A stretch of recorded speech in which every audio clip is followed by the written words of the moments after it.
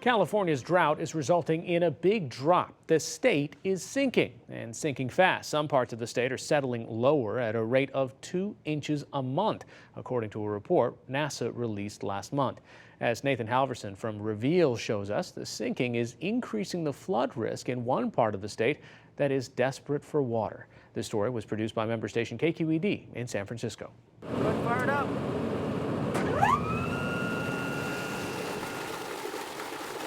It's better than nothing. Johnny Andrews is a third-generation farmer in California's Central Valley. My grandpa came out of Texas, and he told me years ago, he said, you know, whiskey's for drinking, water's for fighting. See how it's changing colors? Andrews is one of thousands of farmers in the state struggling to keep their crops green during a record drought. And it's lifting the water. He is turning to what he calls a last resort, drilling for groundwater. You're looking at $200,000 to drill a well. You're looking at the pumping cost every month of about between $2,500 and $3,500 per well. Farmers like Andrews use about 80% of the state's developed water, growing everything from tomatoes to almonds. With the drought in its fourth year, farmers are drilling deeper and deeper, running pumps day and night. These are just running all the time but burning diesel? Yeah, they're running all the time. They're burning 4 gallons an hour.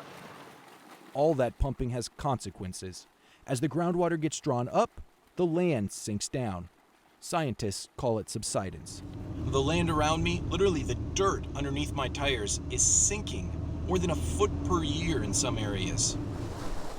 No one knows exactly how much water is being pumped, but hydrologist Michelle Sneed is alarmed by how quickly the ground is sinking. I've been studying land subsidence throughout the West for 20 years, and I've never measured rates like this before.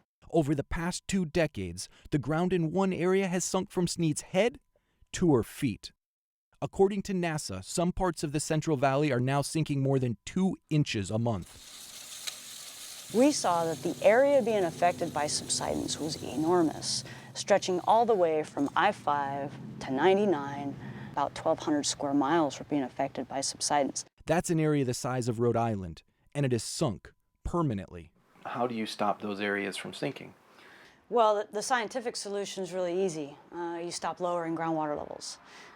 Putting that into practice is a whole nother ball of wax.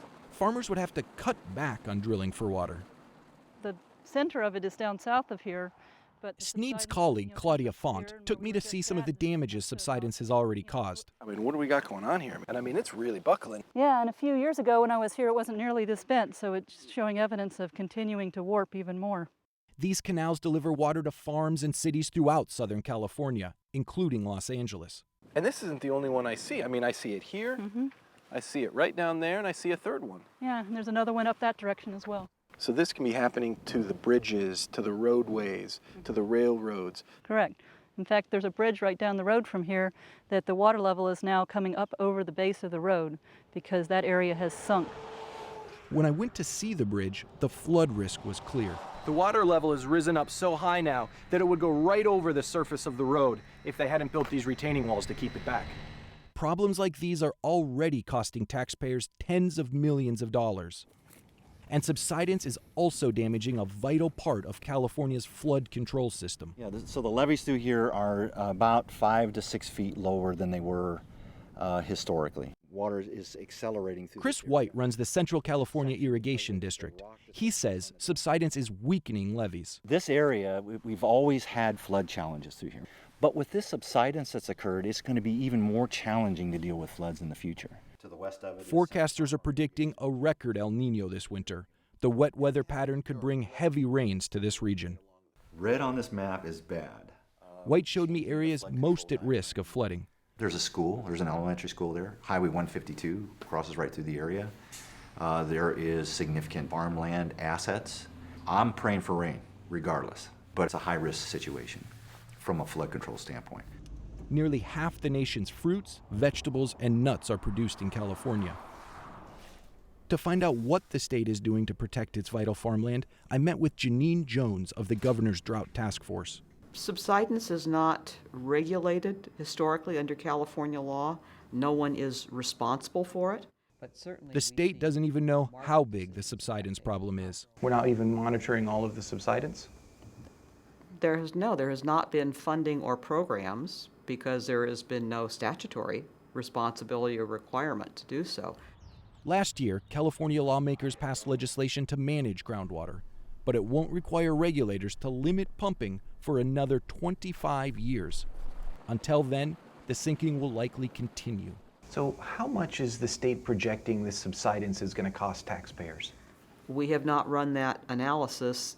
It is a local scale issue. So, and most local agencies, because subsidence happens very slowly and over the long term, it's not something that comes to the top of the priority list generally in terms of maintenance.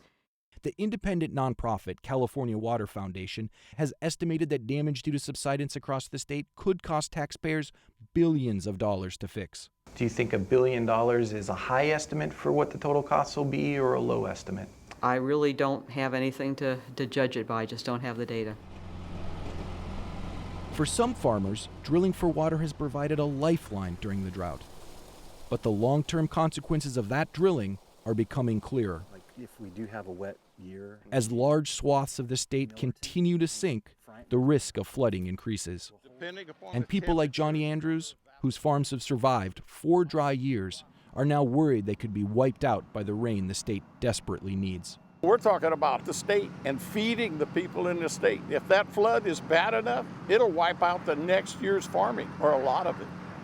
For the PBS NewsHour, I'm Nathan Halverson in Los Banos, California.